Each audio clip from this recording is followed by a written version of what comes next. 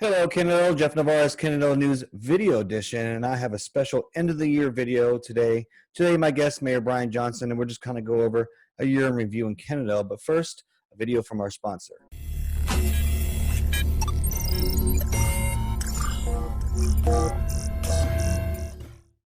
Want to make a website? Or maybe there's a need to redesign your current page.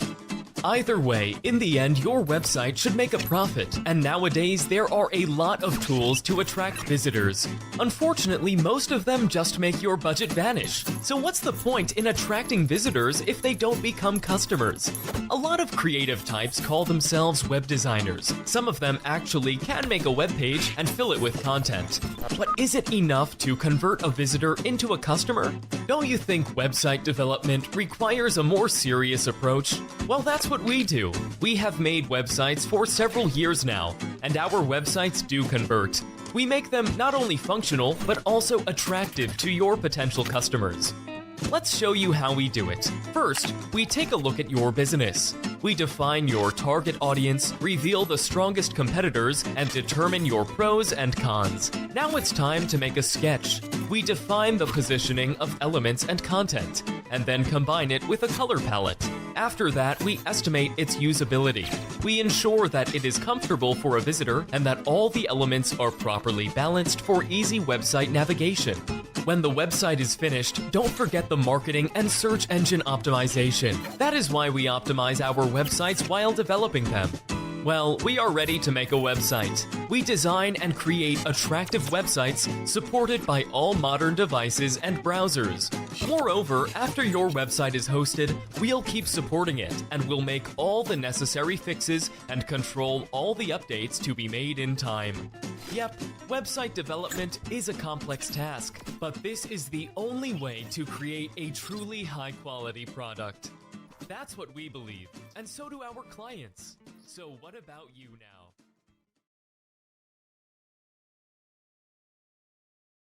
Our sponsor today is TechExperts.guru. 2020 has been a crazy year, and there's been a lot of businesses that have had to adapt in this new world of internet marketing. Now, if you're just starting this year or you haven't started yet, guess what? You're really behind the curveball. Give Tech Experts a call. We can kind of guide you in the right direction on what should best fit your business and your business profits moving forward into the internet age of marketing.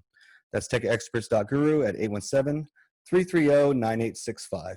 Mayor Brian Johnson, thank you for coming on the show again today. Oh, my pleasure.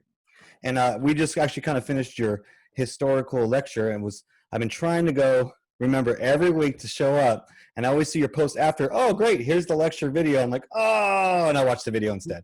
So it's good to actually participate and interact with you today.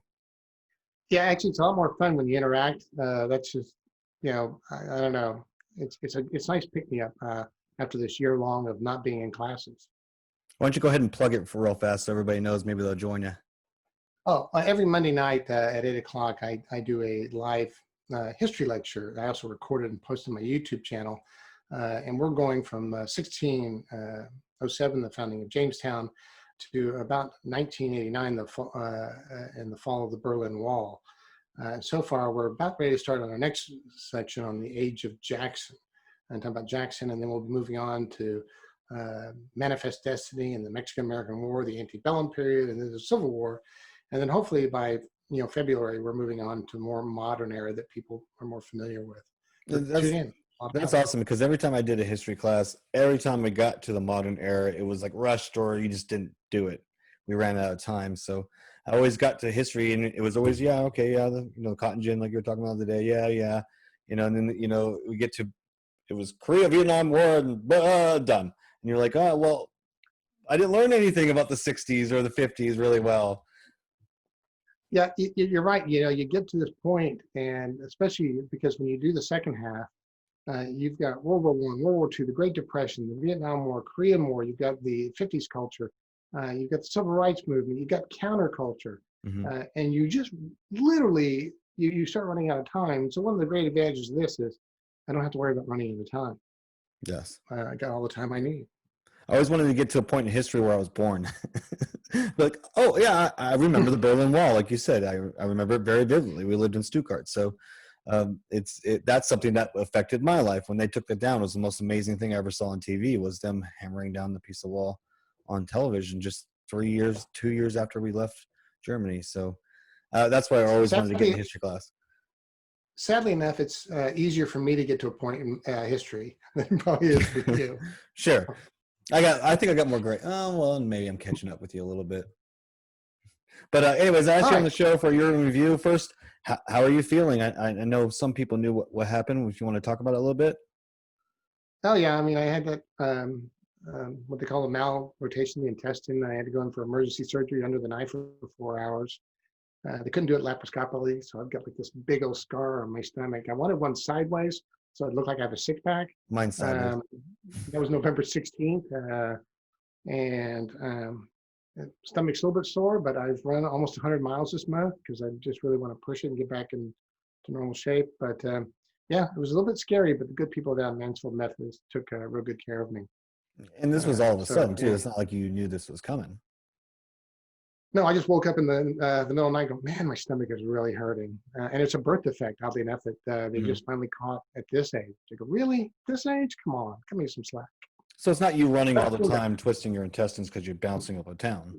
Yeah, well, hopefully that would have happened 30 years ago when I started running. But, the string can be wound up. I mean, they could not fix what was wrong with me, so they said it still could happen again, but they did something called Ladd's procedure that makes it less likely. But my insides are mixed up. And the weird part was my surgeon said they actually took out all my intestines and all that stuff and set it on me. So literally for a couple hours, I was a gutless politician. Well, bravo for showing up to the meeting this past month from the hospital. I knew when I saw you, I'm like, is that Mansfield Methodist he's at? And so it kind of took me a while to figure out what was going on. I was still on an IV at the time too. Yeah. So. But you look a lot better. So I'm glad. I know everybody's happy that you're doing good. Well, thank you. All right. So COVID 2020 in Kennedale. I know it's been kind of crazy. It's been definitely a weird experience. This is my first year now total of owning the newspaper now locally. So it's been a roller coaster for me just to kind of interact during this COVID. But I wanted to get an update from you and kind of just talked about the last 2020 as far as city goes.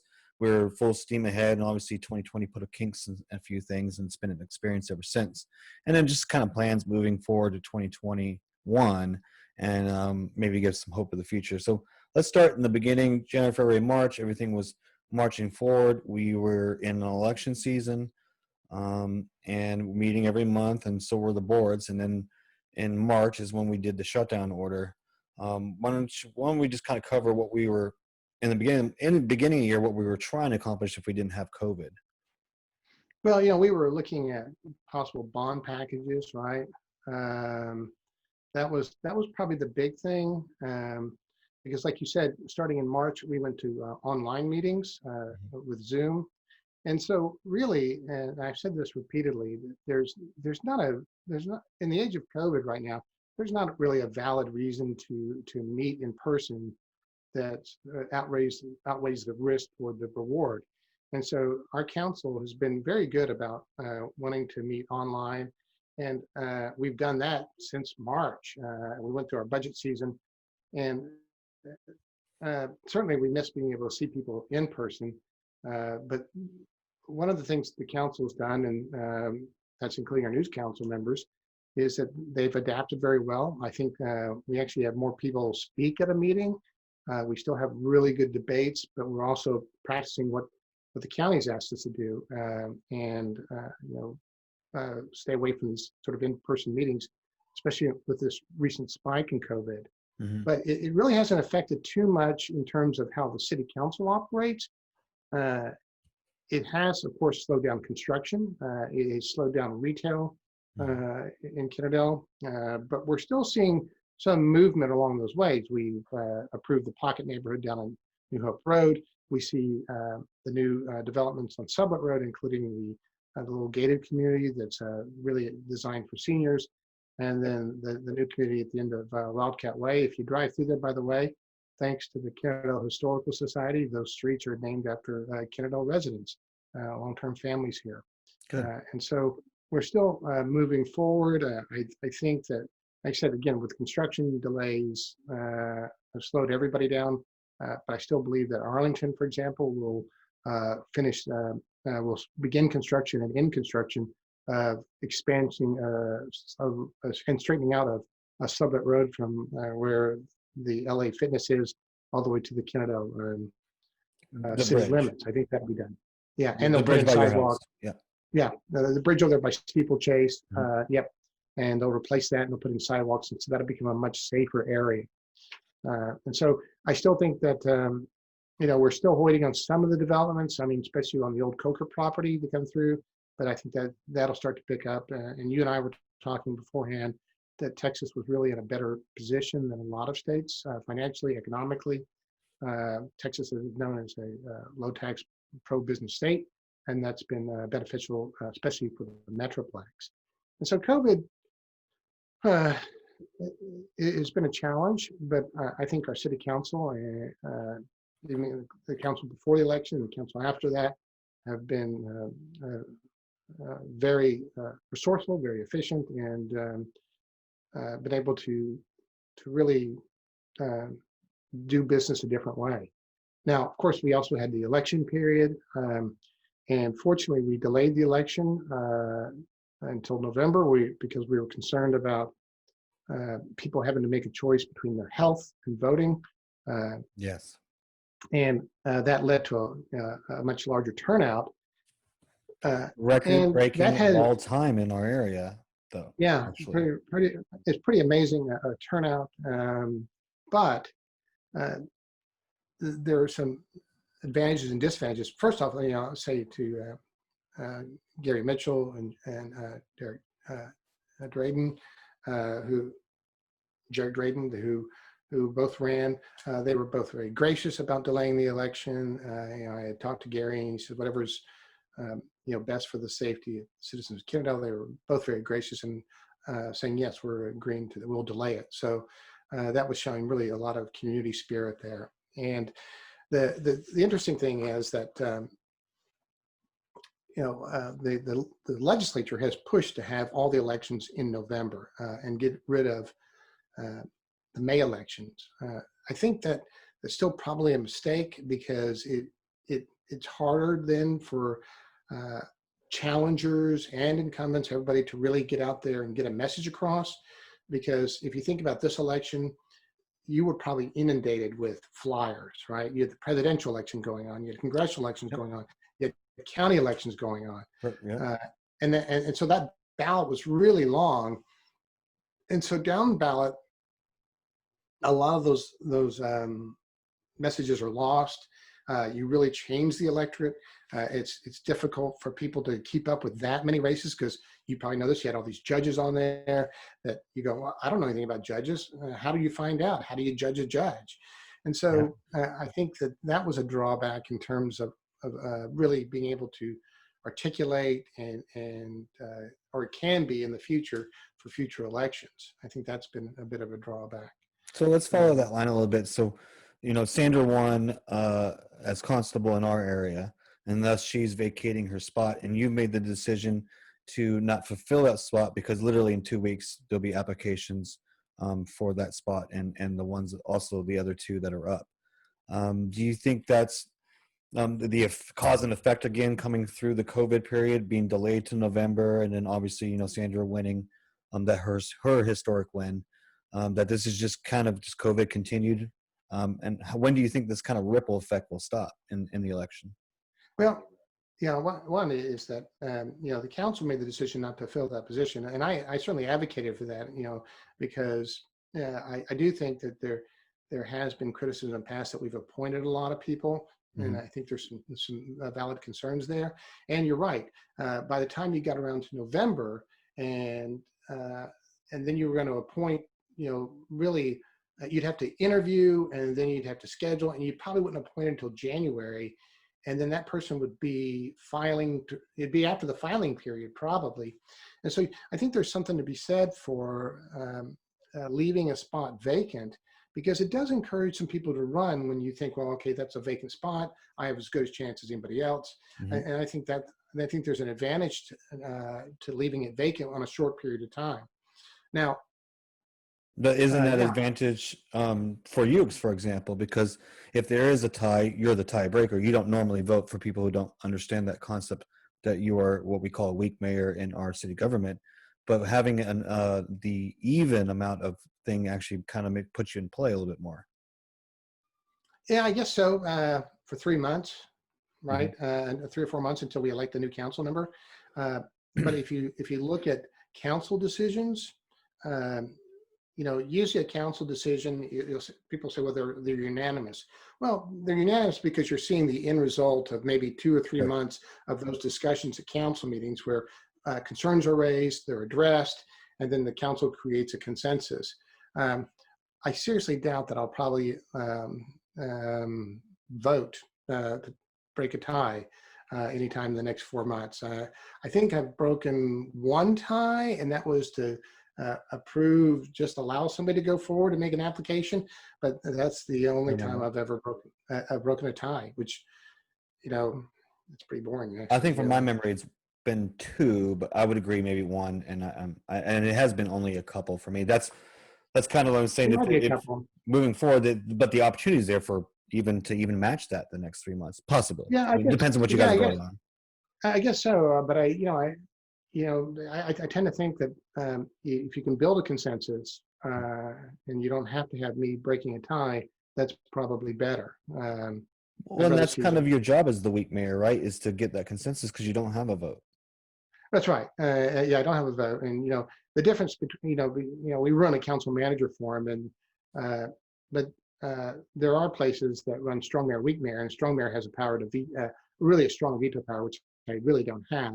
My veto power allows 3 members of the council to override it. So essentially, you vote for something, 3 of them vote for it. Next month they could override it. So it's really essentially a non-veto. Uh, but in strong mayors, and we only have them in Houston and El Paso, the major cities, they get to hire and fire police chiefs and fire chiefs and really create the budget. The Texans have never liked that sort of thing, and so we go to these council manager forums or weak mayor forums where the mayor is primarily ceremonial, or at least try to build a consensus.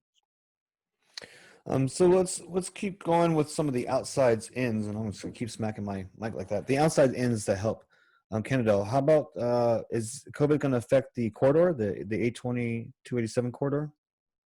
No, I don't think so. I think that's going to move forward. It's interesting. Uh, there was an article in the Star Telegram recently that said it was a big boondoggle. Well, that's two organizations that don't like the idea of building roads. Um, and they were more concerned about the environmental impact. I certainly don't think it's a boondoggle because if you've ever, I mean, if If you've you've been ever in that had to go traffic, from, that's a boondoggle. right. Yeah, if you're going 820, let's say you're coming, say, from Fort Worth on 820, and you have to go into Kennedale, and you want to take business 287, you've got to cross 5 lanes of Yeah, it's traffic scary. within probably a half mile. There are constant wrecks here. It's a dangerous thing, and so I've seen the plans. I think that's going to move forward. I didn't think it was $2 billion. I think the paper was wrong there. I think it's about $1.3 billion. And TxDOT's right. I know there were some comments online going, well, how can TxDOT say it's not going to affect Kennedale?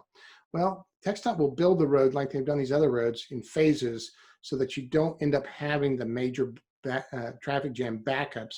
No more worse than you see right now on 287 in Casey when there's a wreck and you're going down Kennedale Parkway and you see it backed up. Hopefully this will make all that a little bit smoother. I think that's going to move forward 5, 6, and it'll be done in 5 or 6 years. I So mean, what you're because saying is they're going to build it like 360 and not like 35. that's right. I The mean, if you 30 look at 360, yeah. yeah, you look at the 30 and 360 interchange, which is roughly $230 million to do. Um, that's been going on for some time. What you'll Almost end up done. seeing, they're still putting up some of the bridges. Yeah. When I drove by there recently, They took but down half the bridge over by Six Flags. It was kind of, I was like, whoa, I've been coming here for 30 years. It looks different. and that's gone. Yeah. But I think what you end up seeing there, it'll look something like you'll see over by Northeast Mall. That you'll have to make a decision on which way you're going a lot earlier. And so if you're on 820 heading to 287, you'll be in a special lane that'll take your bridge, that'll take you right across, as opposed to having to ever have to shift lanes over and over again. It'll be a smartly designed interchange. And one of the ways they award points, their point system and who gets the contract is, can you do it without taking very much land, without a lot of eminent domain? And so you get more points if you can actually build within the parameters of what they have right now. And of course, like I said, the article in Star Telegram, I think that there's an argument to be made, and I think there's probably some truth in that argument, is that you can't build your way out of congestion, right? That you can't just LA. keep adding lanes. Right, LA would be example. You can't be just adding lanes because you're still going to have congestion.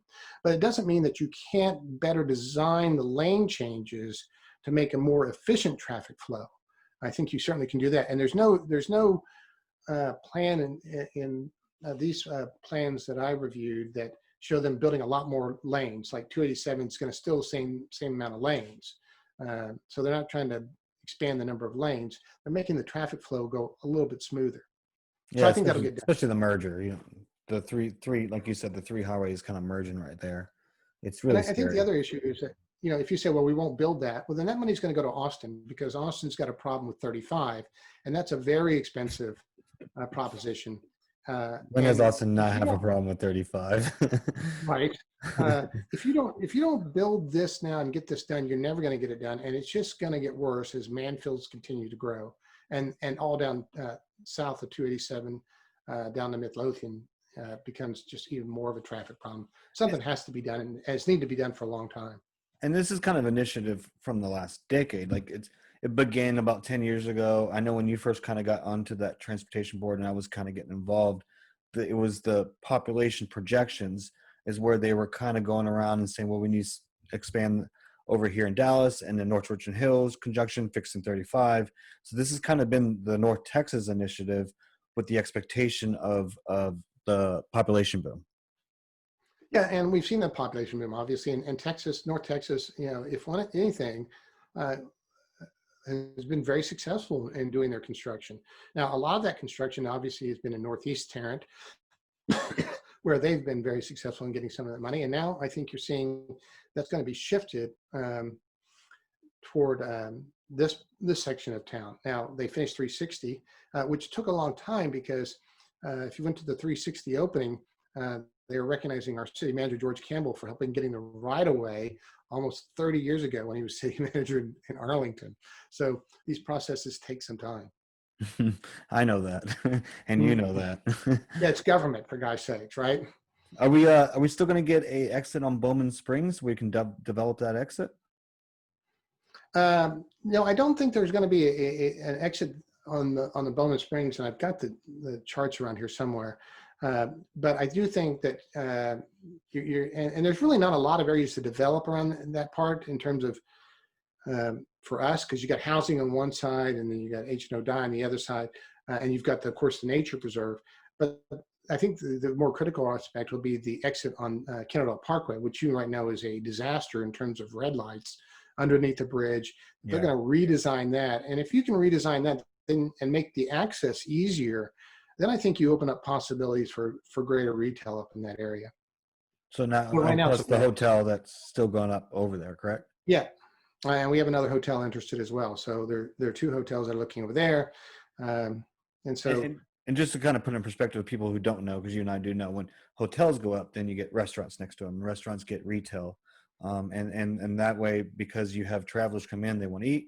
They might need to go to Walmart for something for their car or something to travel with. And then obviously this benefits the area because people will go there and eat. People will go there and shop at Walmart.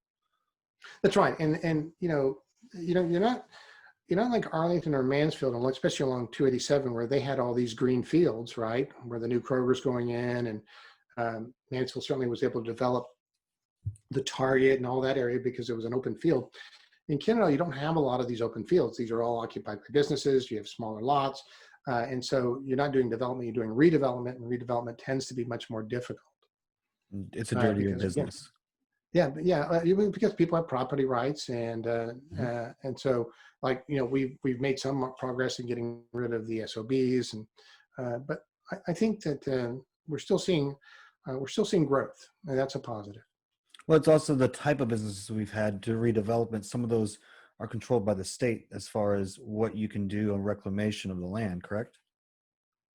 Yeah, there's and some of the areas that you might have environmental concerns, obviously, that And could be I'll environmental. segue with that on environmental concern. Was a trash burning over at the what we're starting to call, the Kennedale Mountain, or Mount St. Trashmore, as the locals are starting to call it. Um, let's talk about that a little bit, because that's obviously the one thing that I don't think anybody really talks about. It's the kind of like the devil in the can scenario. I mean, it's there; it's not going anywhere. They're state regulated, but there's a huge mountain that you can see from Bowman Springs. And actually, somebody was telling me that they went up to the nature park, which is the highest point in Tarrant County, and it was higher than they were. Um, It is.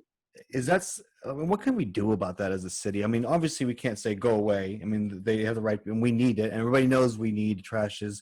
The state knows we need that area too, and they kind of hands off because of it. And what can we do as a community to make sure we don't have an eyesore like that? Well, first off, it's in Fort Worth. Yeah, it's in Fort Worth. Uh, yeah, it's in Fort Worth. So there's not a lot in terms of what the city can do. I mean, when they want to expand, we can register an opposition, uh, but we're the small fish, right? Sure. You get Compared the pat on the head from the state, like you yeah, need this. So but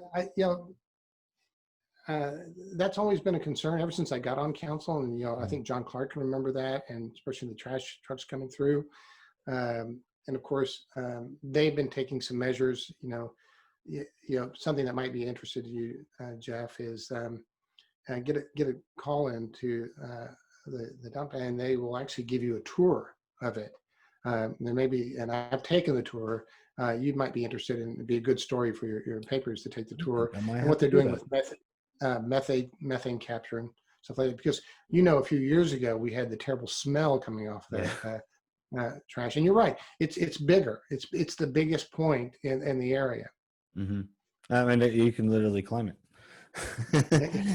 And I Right. saw mountain goats up there. I swear. I mean, you can see them. Well, and they actually bring out falcons to chase off the seagulls. Yeah, you're right. I think I've seen them actually. Yeah. Okay, so that was Mount Rushmore. Obviously, if there's anything, let's talk about this on the state side, because state legislator, this is their year to meet. They start meeting in January, and I've read some of the preliminary bills that the elective are going to propose.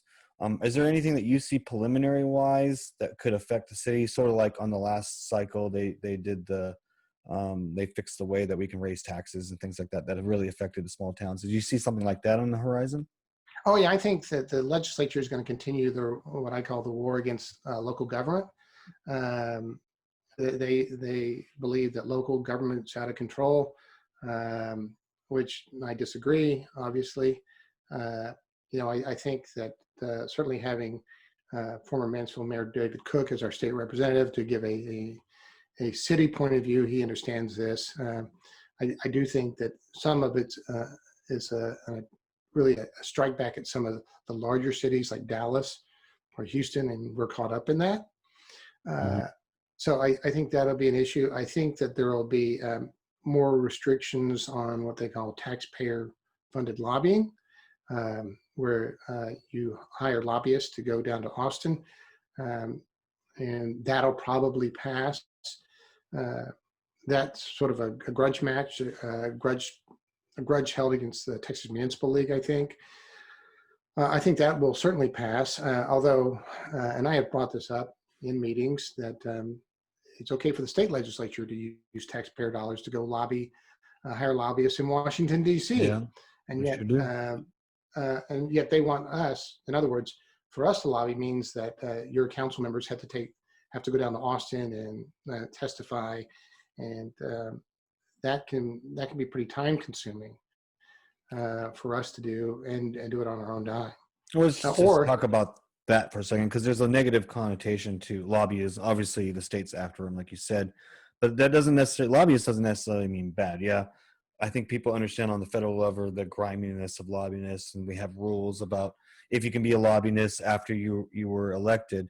But really, if you're a small group, you hire somebody who's efficient and to go be your voice in wherever government you're doing, and that's really what a lobbyist is. Right, and one of the keys of the lobbying is that they have access that maybe you don't have to get in and talk to some people. Sure. Certainly, there are some problems with lobbying, but people complain about lobbyists, but they only complain about some of them, right? If you're a gun owner, you like the NRA. If you're an environmental person, you like Greenpeace or the Sierra Club. If you're a retired person, you like the AARP. If you're a union worker, you like the AFL-CIO. And so when we complain about lobbyists are really representing, in often cases, the average citizen of a particular group, right? And so I think sometimes people understand that, for example, lobbyists write most bills. They do a lot of the research on the bills. Your legislature doesn't have, your legislator doesn't have really the resources to do that. When we created Town Center, we wrote that bill. Certainly our legislator didn't, carried it for us. So lobbyists, yeah, I know they have a bad connotation and they certainly can be abused, obviously, but they also serve a valuable function. So it's a mixed bag, but I do think the legislature will ban taxpayer lobbying, except for themselves. They can still do it. How do you think economically in the next 6 months from the COVID? Because Texas is obviously unique as far as their tax system. We're only one of a handful of states left over that don't have a state tax, but we tax based on property. Do you see any kind of ripple effects or hiccups in the next year that would affect Kennedale? No, I don't think so. I think Texas will recover pretty quickly. Yeah, certainly we have high property taxes. When they always say, well, we don't have a state income tax, it's the government. They're going to get your money somehow. Sure. And so, Oklahoma has a state income tax, but lower property taxes. So I think that still Texas is still a low tax state and it's business friendly. I tend to think that we'll recover faster than most of the states out there from this pandemic. Do you think I certainly believe that the Texas mentality behind that, the property owner, has the final say, is historically like how it's always been in Texas? Like that's kind of what we pass down to that next generation, where if you own property, you have a say in the Texas government. Do you think that's where it stems from? Well, I talked about this in a government class, is that there's a guy named Daniel Elazar who came up with this idea of political cultures, and he created 3 political cultures: the moralistic political culture, the individualistic political culture, and the traditionalistic political culture.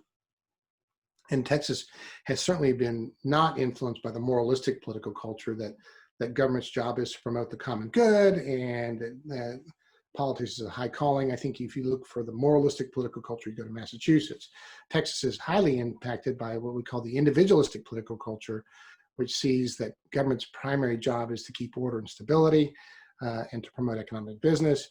And the traditionalistic political culture is that you're supposed to defer to your social betters, which was something that was historically throughout Texas.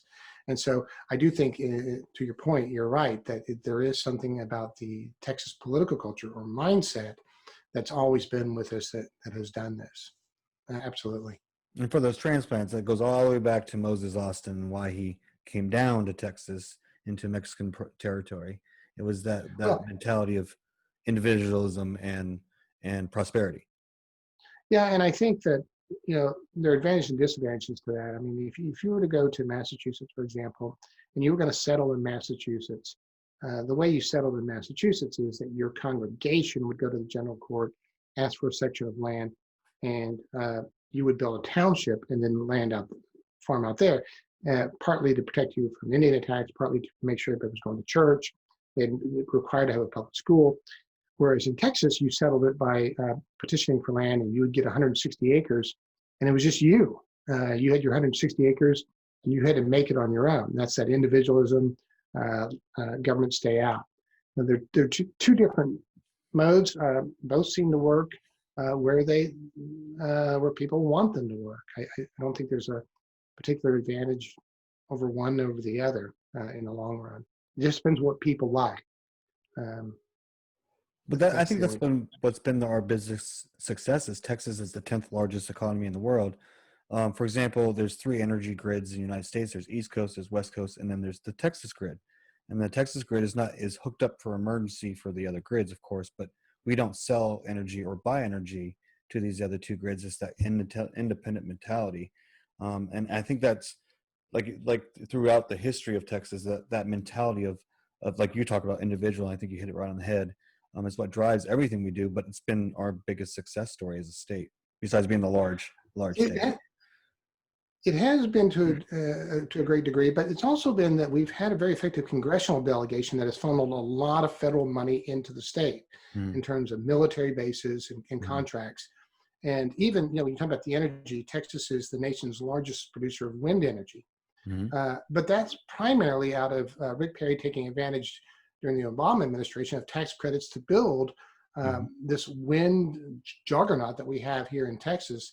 That although people think Texas is oil, we're the country's largest producer of wind energy.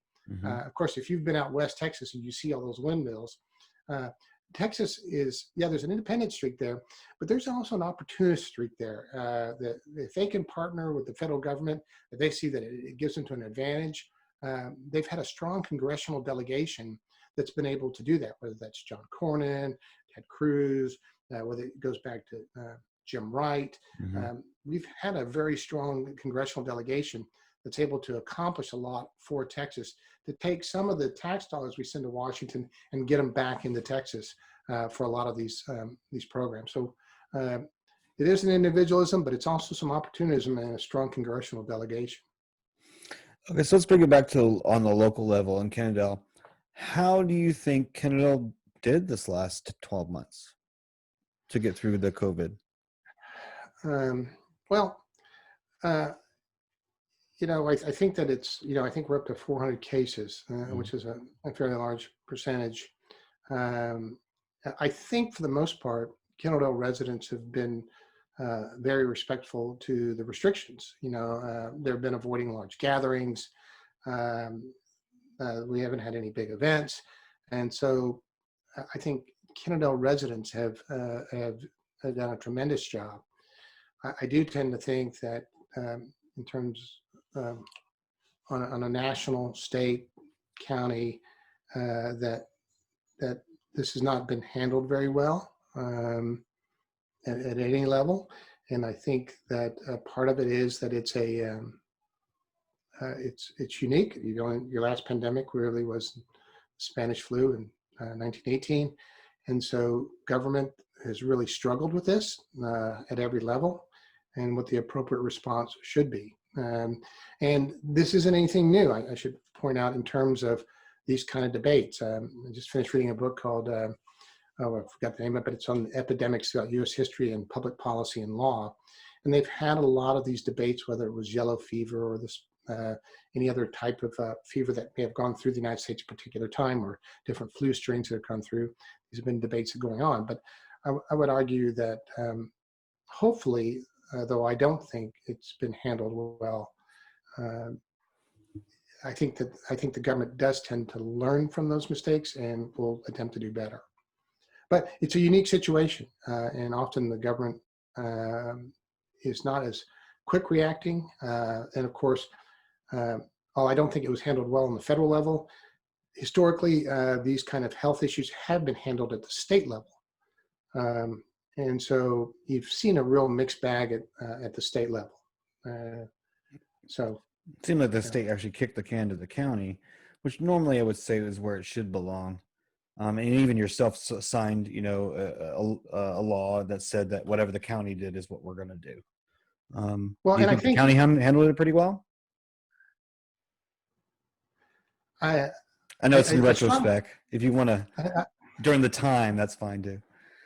I strongly disagreed with the idea of reopening the bars before we had this latest spike, because I had said this at a county meeting, because I think that, and the county health department also made that recommendation, is that people don't social distance at a bar. Alcohol doesn't improve your judgment. And so I do think that was part of the reason we saw the spike. But on the other hand, there were some good points made that, look, you weren't letting bars to open, but you allowed restaurants that had bars to be open. or bars to transform into restaurants to be open. Right, and that was a problem. But when you say, well, we're going to let bars open at 50%, well, where did you come up with 50%? Do you know that 50% would actually maintain a business? Do they need a 70% occupancy to maintain their business? So again, I think the county has had some good measures and some that I would disagree with, but I'm just one voice. And so because I say it doesn't mean that I'm absolutely in the right and they're in the wrong. But at that point, though, I'd also argue that the state didn't back us up as well as they could, as we saw, in Dallas, where the salon owner Who lost violated, her right? election, by the way, her runoff. Yeah, she lost her election, but these were things that were set down by the governor. And then we had Lieutenant Governor paying her fine, and we have our U.S. Senator going in a haircut. Well, what message are we trying to send? I mean, if we want to stay open, okay, we'll stay open, but don't tell us one thing and then do something else when we try to do what you asked us to do. It's been a mixed bag. Again, But in Canada, we haven't had the city say, like you guys can't be open. It hasn't really been an issue. We lost a couple businesses. We lost the barbecue restaurant. We lost the to-go. Tipsy Turtle. Yeah, Tipsy Turtle. But at the same time, we've actually had several businesses open. And matter of fact, the old I noticed the old haunted house place just going out of town was purchased finally, and they were doing some sort of construction or rebuild there. It looks like.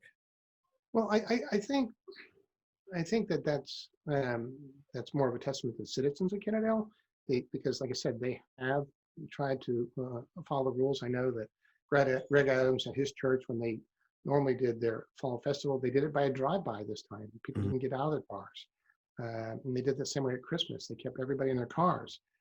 I think because citizens are taking this very seriously. Okay. And then, so what are some of the issues that, or some of the plans that fell into the cracks during COVID? It's just kind of delayed, or it's just no more? Well, I think the big issue is, of course, we were talking about doing a bond package, not only for parks, but maybe a combined police fire station, and upgrade those facilities in public safety. Of course, COVID has delayed that because of not knowing what what finances are going to look like. I still think that you might see the council consider looking at those items for a November vote next November. But that certainly delayed a little bit as we went through there. We were fortunate. We did get some COVID money from the federal government, roughly around $430,000, somewhere in there. We used some of that money buying hotspots for the library and for students to use from school. We also put in better safety procedures at City Hall and all city buildings, and we used some of it to pay overtime salaries and salaries of first responders. So picnic tables over at the high school.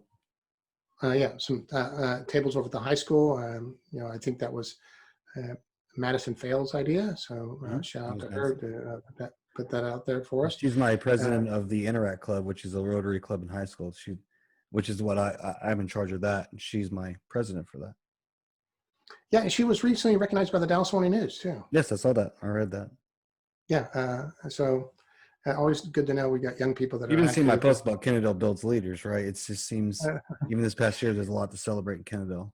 There is, and like I said, it's nice to see that kids are active and taking a part, because then you're at my age, you start feeling pretty good about the future. That there's some good people out there. But I think that would be the big thing that we've delayed. But I know everybody would like to get back into a regular viewpoint, but I think that'll probably be May when we see more vaccinations coming through.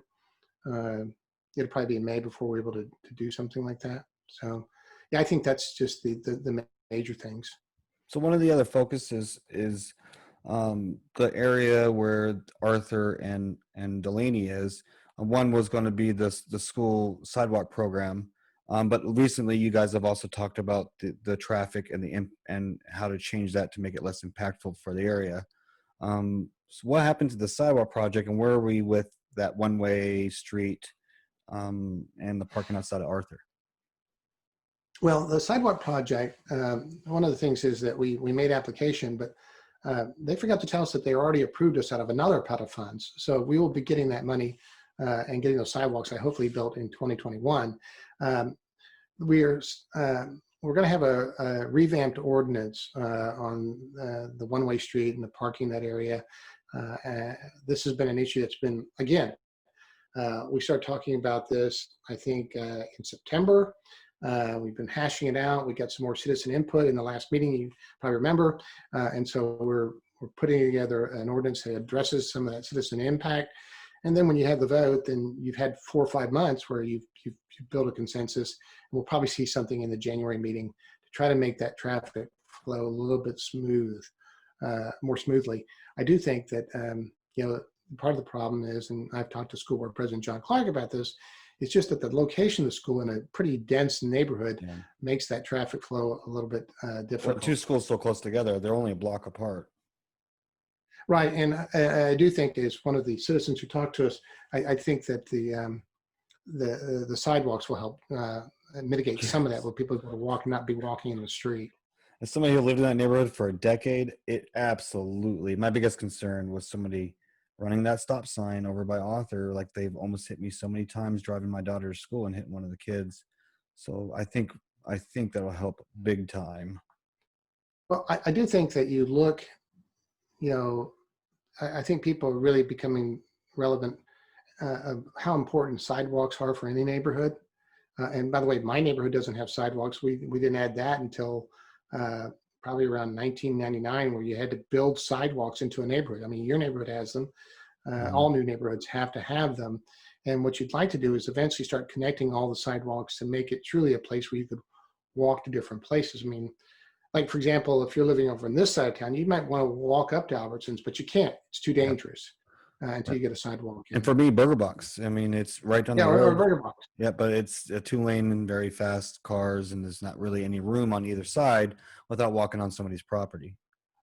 Right. So if you're talking about over Mansfield Cardinal, you get a sidewalk in there, that becomes a much more walkable area.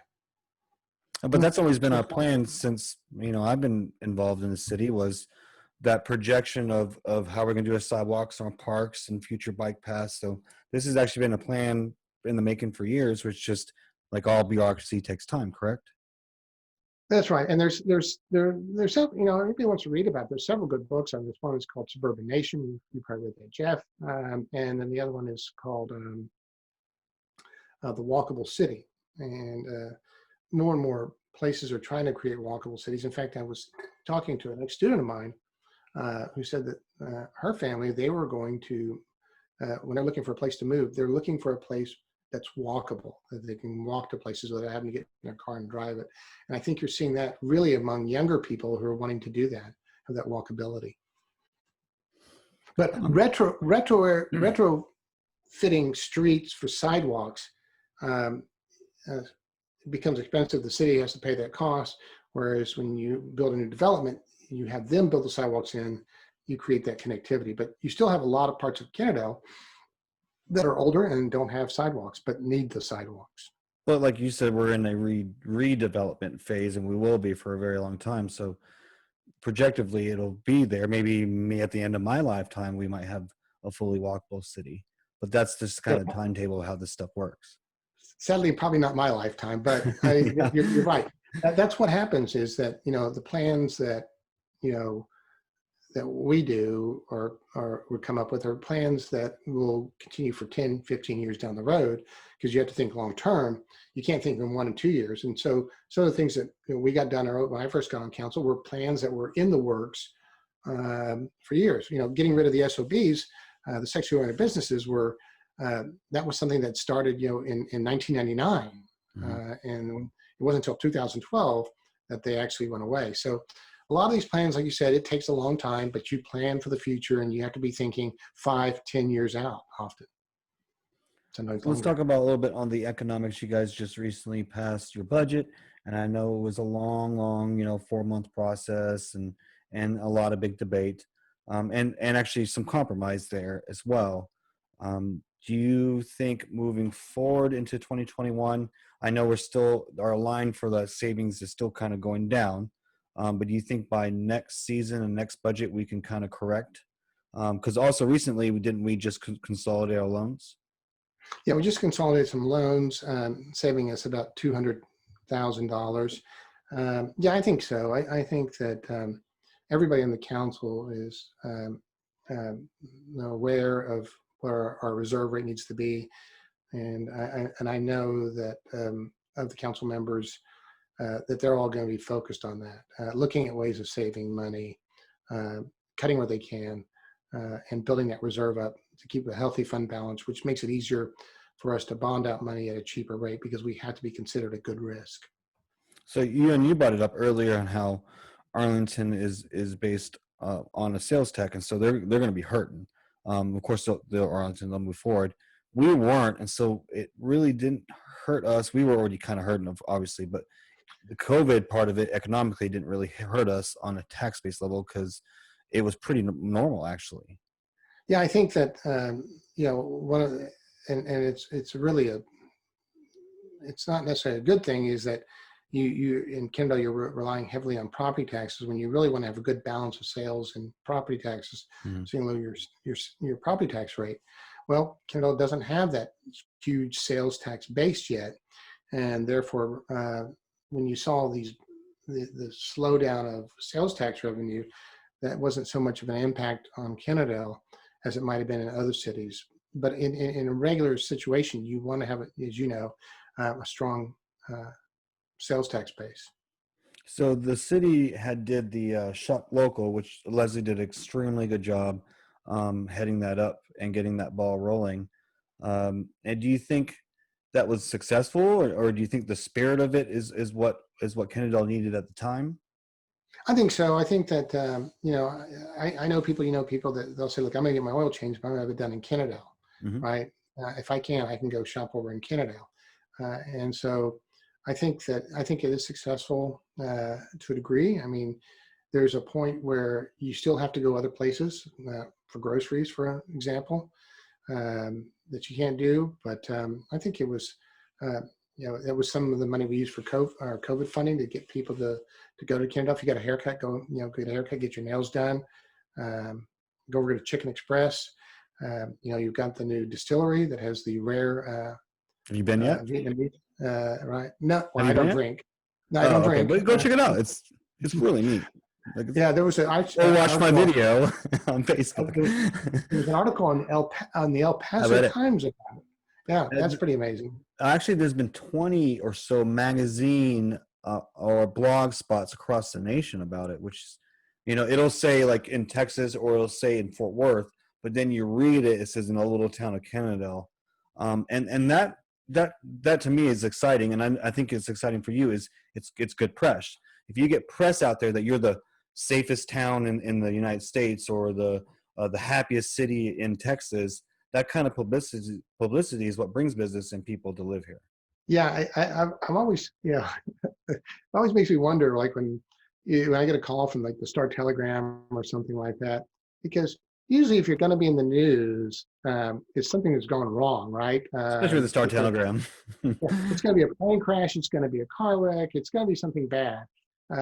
But no, we really haven't had that problem, and this was right. It was positive press, and we'd like to see that because obviously, newspapers cover things that are out of the ordinary, and disasters are usually out of the ordinary. If you have a city that's running and you're maintaining your fund balance, then that's not news, because cities do that. But yeah, I think that's been a positive story for Kennedale. So one thing in the national news right now is and mostly it's not concerned here. It's concerned in the Northeast, which is the evictions is coming. They're saying that deadline where people have to pay, and I call that what I call finally the ripple effects going through the COVID from being shut down for that while and California being shut down now as well. Do you moving forward in 2021 with that kind of ripple effect mentality? I know you've worked hard on new housing, new rooftops, just to help relieve the tax base. But something we've both been working hard for a decade is new business. What and we'll split this up. What can the city do to foster economically, on an economic side, on a money side, new business in Kennedale. And just to let everybody know that you've always been a prescriber of don't give tax cuts, which I support 100% to businesses. You don't entice them that way, but there's other things that we could do to help. So is there anything that the city could do or would do as far as, let's say, a grant? I know we tried to look into that before, but 2021 might be that perfect storm to create new business in Kennedale. Well, I think, going back to evictions, Texas has got an eviction problem too, but, fortunately, some of that CARES money funneled through the county to help people pay their rents and avoid, and the county's done an effective job of preventing people from getting evicted with this county funding. And they started this program. And so I would tell people that, if you're having a problem right now, you need to contact the county and see about getting some benefit, some relief, which you can. I think you're right when I say that. I don't think that necessarily providing huge tax breaks to businesses gets them in here, especially those that employ, that are going to be employers, is that they're looking for, what amenities do you have in your city? Do you have parks? Do you have a livable city that people would like to come to? And I think that's where planning comes into effect, the zoning comes into effect. And of course, one of the things you can do is that, as we said, this is redevelopment, is that what the city can do in limited form is try to assemble parcels of land that come available and create them into a larger parcel, so that some private industry could come in there and go, we'd like to buy this land. It's and ready. Now you've assembled this parcel of land. I mean, it's essentially how it worked with the hotels that'll go in and other places, is that if a piece of property goes into foreclosure and the city, you can come in there and get that, and you have a reasonable expectation of being able to turn that property pretty quickly into a private investor, a private business to build a business. So that comes in handy. But because we don't have a lot of green spaces, but you can fall into a trap, and I've heard people say this before, you don't want the city being in the real estate business. I 100% agree with that. But I do think that there is something about assembling property and trying to quickly turn it over through a private developer. But keep in mind, this doesn't mean using eminent domain, because Texas state law prohibits cities from using eminent domain. You cannot condemn property and have it take it from somebody and turn it over for private use. If cities are going to do eminent domains, it's got to be for roads, it's got to be for parks or something like that. It can't be to say, hey, we're going to take your property and then give it to somebody else. That's called piracy, by the way. Yeah, that would be called piracy. But as you well know, it is perfectly legal under the, according to the Supreme Court, under the New London, Connecticut versus Kelo case, which I strongly disagree with, but the state of Texas certainly changed the laws so that we couldn't do that, and I 100% agree with that. But that's the problem, is that you don't have a lot of green spaces, you don't have a lot of open spaces, and so people say, why don't we have a target? Well, you have to find a place to put the target, and that takes a lot of land, and so it's you also have the rooftops, like we've been working on. Right, and yeah, you got to have rooftops and money. I mean, our average income is $79,000, I believe it is right now. I mean, that's a good average income, and that would entice big business too. And I'd argue that when you take a look at Kennedale, and let's say you go from town center and you draw a 3-mile circle around that town center, look what your population densities are. And so if you go, say, west of the Parkway, and you're going out in population densities, you're out in Rendon, places like that, and you're out in Everman, you've got the landfill. You don't have a lot of density there. Most of your density in Kennedale is going to be east of 287, where most of the development has been, right? Yep. And so if you're a retail, you're going to open a retail and you're going to try to bring in customers, you're certainly going to have to look at that kind of radius and what the traffic flows are. And I think every council member I've ever worked with has always said, we've got to somehow change that traffic flow, every one of them. The corridor will do that for a while. I mean, I know they're saying they're not, but I still think it is. So from, every council member from George Barrett back in 2006 to Jan Joplin to, Sandra to Chris Pugh. They said, we've got to somehow get people to come into downtown Kennedale. They're absolutely right. And I think, again, Melissa brought this up recently in our one of our Parks Board meetings. She reminded me about this. When I did concert in the park last year, she had asked if they could do questionnaires for the parks program. And I said, absolutely. And one of the great results that came out of that blew me away was the overwhelming majority of people that didn't live here that filled out that form. It was like 80% or something ridiculous like that. And that to me was a good sign that I got the word out for concert in the park, which brought outside people in. Again, having, like you said, having good parks, having, things to do, good places to eat. This is what entices people to invest in the community. Yeah, I think people underestimate the value of cultural events, Yes. whether it's concert in the park or theater in the park, that there's something that people can go do, whether it's bark in the park or, kid fish. These are all important in terms of building some sort of an environment that, hey, you can do things here. There are things, fun things to do. And you do attract people from other surrounding areas that want to come say, hey, I want to go listen to a concert in the park. It's a great event. Or I want to take them over to a bark in the park and bring my dog. Or theater in the park and watch. I think when we do theater in the park, we have usually a good percentage of our kids that are from Mansfield or they're from Arlington. They want to come over and do theater. So, yeah.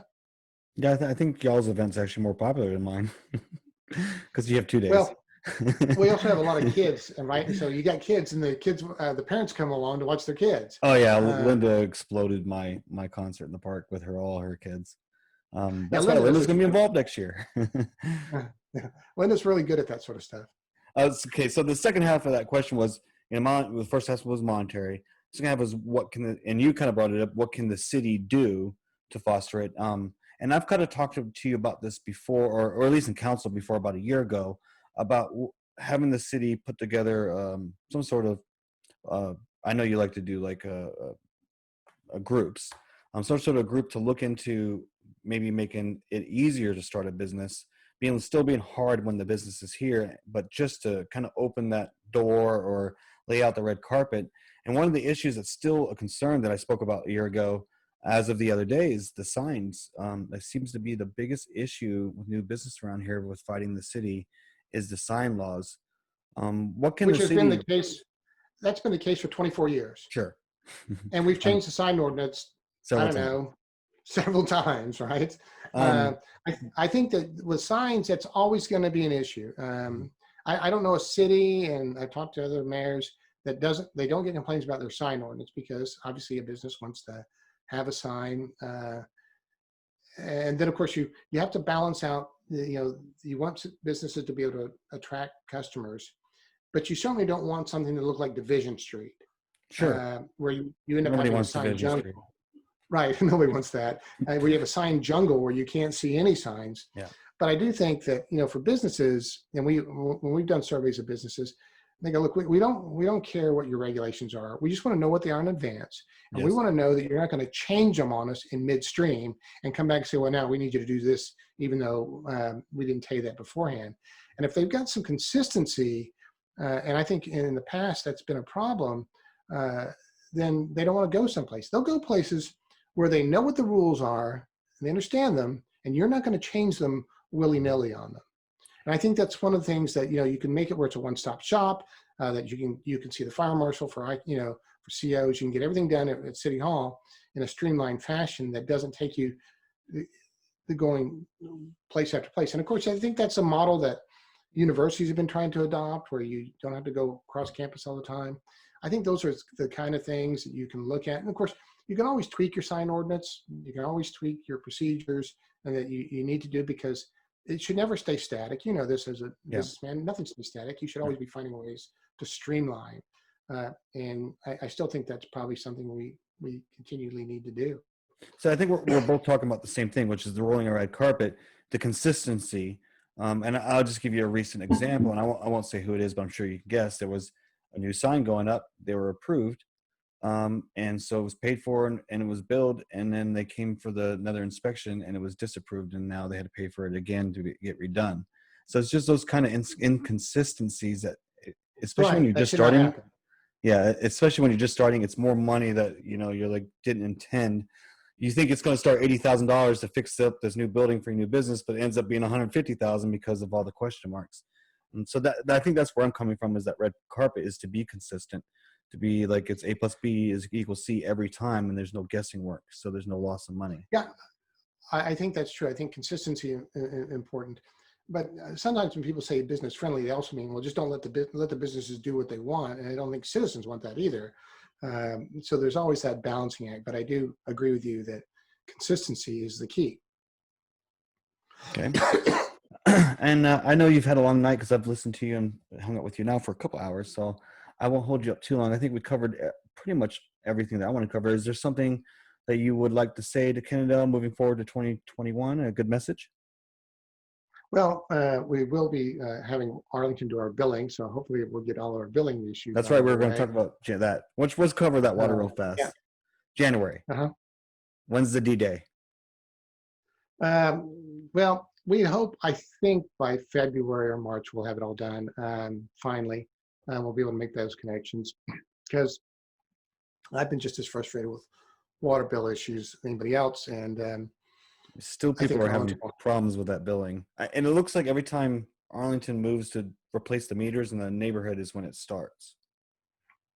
Well, I'm not sure, but I think we'll get past that. But I would like to get past that, because billing should be pretty simple, straightforward, and you shouldn't have to worry about it. But as for 2020, the sooner we get it behind us, and we get into 2021 and we get past COVID, I think that's important. Hopefully, political discourse will get better at local, state, national, county levels. I think we all realize we're in this together. And we've got problems to be solved that need to be solved, and Americans have always been good at solving problems. I think we just covered that in my history lecture, is that we've been very inventive. We've led the way, and I think that's been true in Kennedale, and I think that's been true in the United States. But I think that we've got problems in infrastructure and other areas that need to be addressed. And I have a feeling that when push comes to shove, Americans come together and they get it done. I've seen that at the city level, and I've seen it at the county level. I think we'll see it at the state and national level as well. I just hope that I'd like to get to a point where we all start focusing on problems. Yes, I kind of miss. I tell everybody I miss my liberal counterparts. Where'd they go? I miss the debate. I just want to be able to, just talk about issues for a while, because we've got a lot of them, and we've had them for a long time.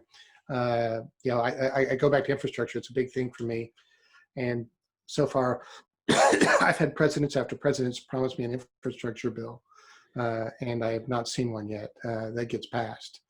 And I know the incoming president has promised an infrastructure bill, but I'm not going to hold my breath. Oddly enough, I'm still going to wait and see, because too often I've been fooled when presidents tell me they're going to give me an infrastructure bill, Sure. to fix roads, to increase broadband, to improve water and sewer lines.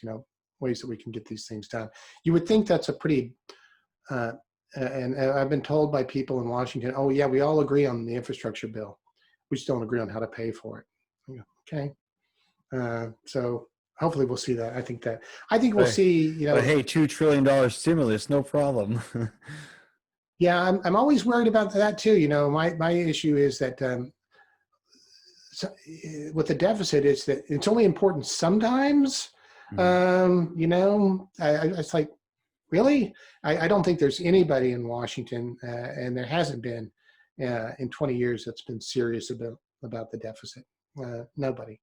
And except when the only time they're serious is when they're not in power.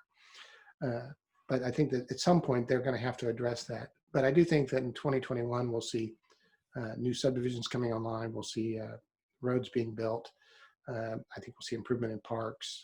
I do think we'll see things getting better. I mean, I just think that they'll have to get better. Getting the vaccine in record time is going to make a big difference for everybody. I'm hoping that the COVID taught us a lesson to where get us focused back on community and conversation and talking about it and not being so pitchfork and fire torches and things. I think, I mean, you're a professor of history. I'm a student of American history, and it's I can see there's only one time, in my opinion, that we couldn't get to the other side peacefully, and that was the Civil War, which you're about to cover. And I think there's plenty other times where we were heated, like in the 60s, for example, and we got to the other side. So I'm hoping that this COVID kind of tempered us a little bit, and so we can get to the other side, because it was not looking healthy to me as far as next year as a nation. Yeah, I'm still concerned that the president hasn't recognized that he's lost. That still concerns me. But I think you're right that only one time, and clearly that was on the issue of slavery. It's an issue where compromise was difficult to come by, but Americans have compromised often and come together, even though we have strong political differences. And me, a lot of my close friends have different political views than I do. Sure. But yet somehow we're able to still talk and spend time together. And that's because we're Texans. Maybe we're Texans, so we do that very well. And we kid each other a lot. So I think that's a positive. And the great thing is that we're in local government. And so local government shouldn't be partisan. Yes. Streets aren't Republican or Democrat issues. Parks are not Republican or Democrat issues. Neither is sidewalks, right? And in Kennedale, we tend to focus, unlike some of the bigger cities, on the issues that I think local government should be focused on: water, sewer, streets, police, fire, parks. That's what we focus on. We don't get involved in, I think, issues that are outside our purview as a local government. And you know this as well, that Republican and Democrat has nothing to do with state. It has to do with federal. The question is big government versus small, and that's why there's a two-party system. The liberal and conservative has to do on the local level. And in my opinion, I think it's healthy that a council has both. Conservatives need liberals to remind them to spend money and to do some social programs, because that's where social programs belong, is on a local level. And liberals need conservatives to learn, how to save money and not spend it all. Well, it's interesting, though, is that I've had liberals and conservatives in my council, and the conservatives have been often been my more liberal members, and my liberal members have been more conservative. Just like I'm really confused by that, because I've found maybe I can answer that. Who's conservative, and during the Trump era, I probably became more moderate. But as a fiscal conservative, being on the local level, I think I understand more that this is where we need to be spending the money. Like we talked about that earlier, I thought taxes in the Texas were upside down, that the city should get more. And so that's where I think conservatives come from, is we want to be conservative fiscally, but we need a library, and we need a senior center, and we need to help our neighbors and our businesses. So I think that's where that comes from. Well, I'll mention, I had one member of the council who was very conservative, and yet this council member was much more about regulating businesses in Kennedale than I ever was. And we could never figure that one out. But of course, again, the words liberal and conservative don't mean a whole lot, because people can be conservative on 90% of the issues and liberal on 10%, and vice versa. I mean, most Americans are sort of a mix, really, in the long term, about when they ask you if you're liberal or conservative, the answer should probably be, what issue are you talking about? Yeah. Is it on government spending? Is it on taxes? Is it on social policy? Yeah. Yeah. But like you said, I think at the local level, a lot of that fades away, because you just focus primarily on, one, you got to have a healthy reserve. So that means that cities are sort of naturally a conservative element in terms of their finances. And then you're focusing on potholes and sidewalks, and that becomes fairly nonpartisan. But I do worry that we've seen both Republican and Democratic parties trying to push partisanship down at the local levels. That Republicans are scanning to find out who's the Republican on your council. Democrats are wanting to also do interviews to make sure that you're a Democrat on the council. Yeah. I think both of those are just bad ideas. I agree. I mean, I could talk to you all night, Brian. I say that every time I interview you. It's always fascinating to talk to you. I appreciate you coming on the show again, and we'll look forward to your next interview with us next year. Okay. I'll see you later, Jeff. And thanks everybody at home. Remember to go to KennedaleNews.com or check us out on Facebook. We do some live broadcasts. I've been doing live broadcasts from local businesses. So if you're a business and you want me to swing by, I am happy to. Just reach out through the Kenendale News Messenger or give me a call or one of my many businesses, and I'll be happy to talk to you. And this is Jeff Navarez reporting with Kenendale Video News.